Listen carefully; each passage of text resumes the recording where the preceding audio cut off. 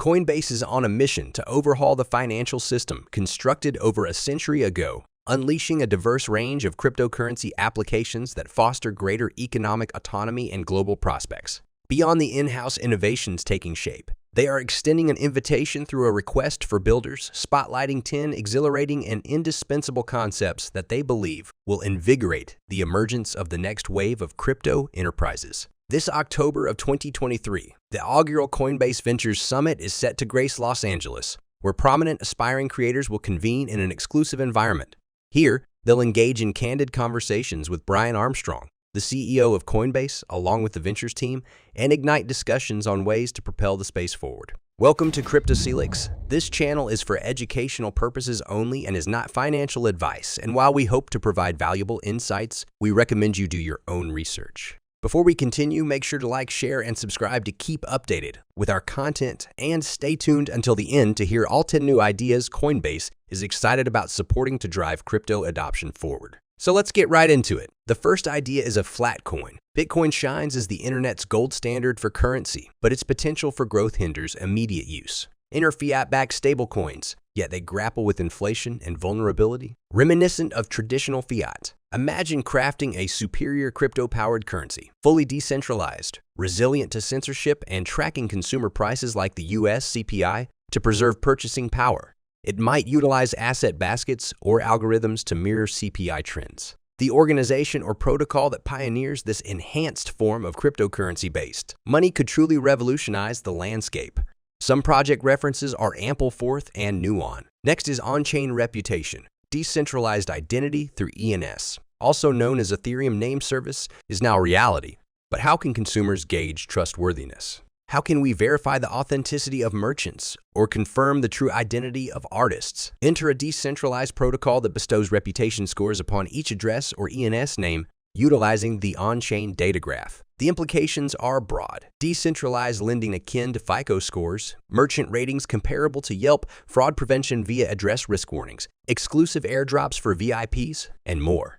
The protocol's decentralization is vital to thwart capture or misuse. A FICO score is a credit score created by the Fair Isaac Corporation. Lenders use borrowers' FICO scores along with other details on borrowers' credit reports to assess credit risk and determine whether to extend credit. FICO scores take into account data in 5 areas to determine a borrower's creditworthiness: payment history, the current level of indebtedness, types of credit used, length of credit history, and new credit accounts. Presenting on-chain advertisements. The premier business model of Web 2 has revolved around advertisements.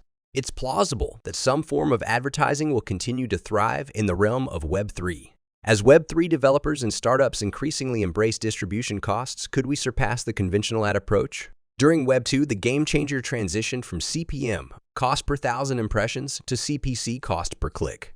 In Web 3, why not take the leap to CPA, cost per acquisition, where payment only occurs upon a user making a purchase or performing an on-chain action? Let's take a look at what happened in Web 2 and maybe what we can do even better in Web 3. So ads have kind of gone through this evolution from CPM, cost per thousand impressions, to CPC, cost per click, to CPA, cost per action, or cost per purchase, you could think.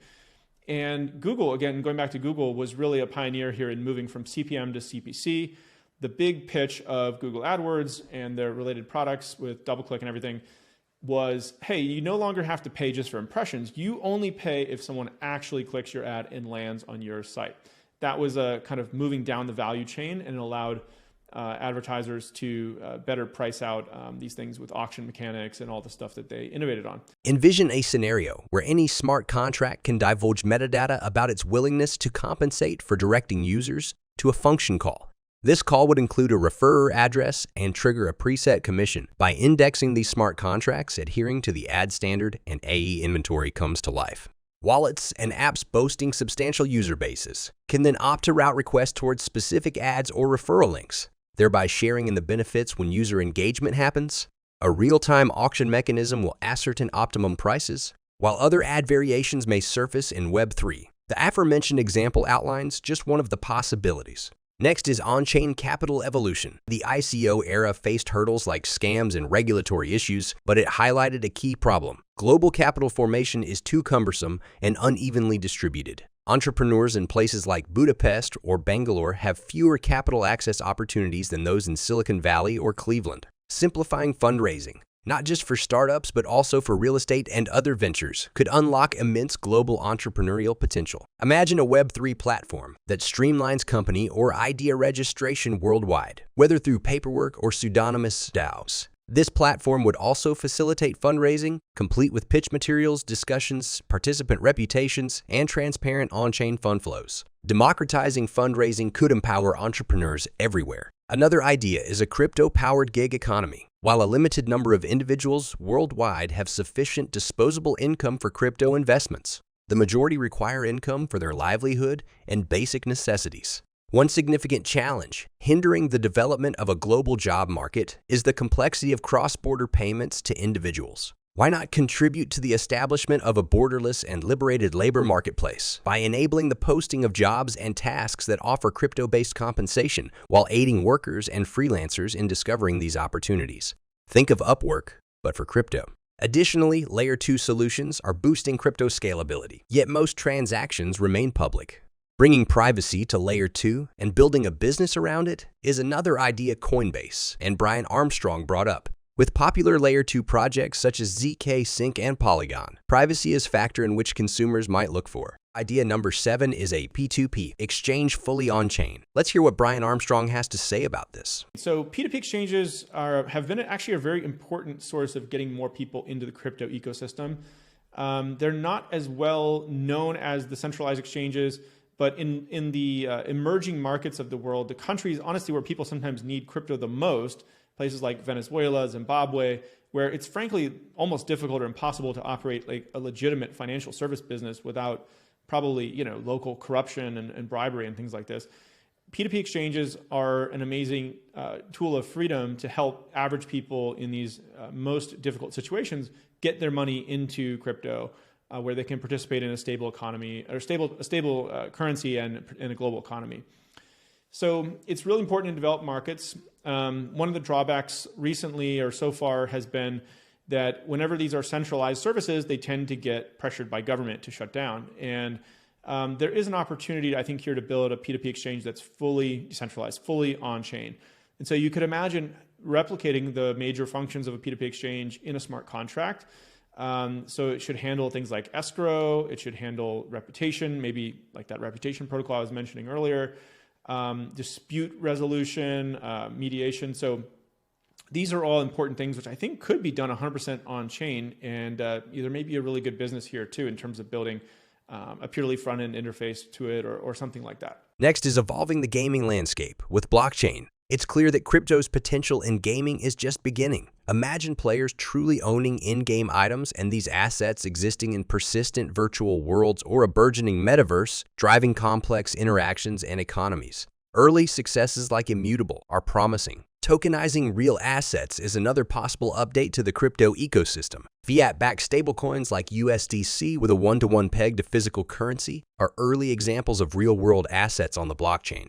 We believe open, permissionless blockchains can host a wide range of assets, creating programmable, composable 24/7 liquid, and trust-minimized financial tools. Lastly, Balaji Srinivasan's concept of the network state has played a pivotal role in advancing the idea of startup cities and network states. As the momentum grows, there will be an increasing need for tools to oversee various aspects such as voting, governance, fundraising, citizenship, tax collection, service provision, and beyond.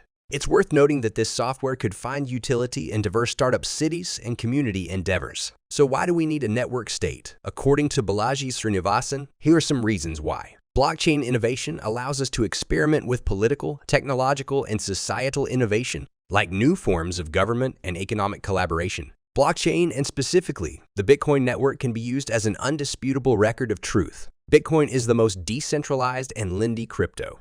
Lindy equals the longer it's been around, the higher the chance it will stay around. You can back up information to its blockchain, meaning it beats all centralized ledgers of information. Although society is more decentralized than ever, remote work, people moving out of urban areas, power and truth-keeping are also more centralized than ever, both within the US and internationally. People need a Leviathan. That is something to believe in. It used to be religion, then it was the state. In the future, it will be networks. U.S. society is divided. China is challenging its hegemony, and people don't want either solution but a new center. That's all for today. What are your thoughts on Brian Armstrong and Coinbase's 10 ideas for the crypto industry? Which one is your favorite, and which one do you think has the most potential in updating the crypto ecosystem? We're eager to hear your take in the comments below. Be sure to like, share, and subscribe if you enjoyed this video. Thanks for watching. Until next time.